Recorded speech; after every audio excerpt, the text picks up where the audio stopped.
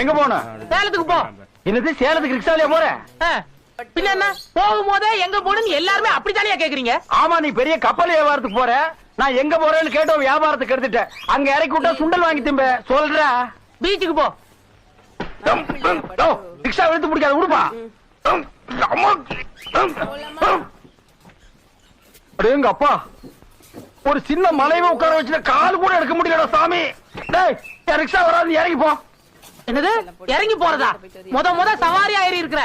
நான் இறங்கணும்னா நீ கேட்டேல 20 ரூபாய், அதுக்கு மேல 5 ரூபாய் கொடுத்தாதான் இறங்குவேன். அதுக்கு மேல நான் 10 ரூபாய் தர்றேன். நீ இறங்கி போயிடுற சாமி. உனக்கு செலவு பண்றது வேஸ்ட், இதுக்கு செலவு பண்றது நியாயம். அவன் என்ன லாரி பஸ்ல ஏத்துறதுக்கே யோசிக்கிறானுங்க. கோயில் யோசிக்கிறானுங்க. உன்ன லாரி பஸ்ல எல்லாம் ஈஸியா ஏத்தலாமேம்மா. எப்படி? நீ கீழே படுத்துட்டு உன் மேல லாரி பஸ் ஏத்த.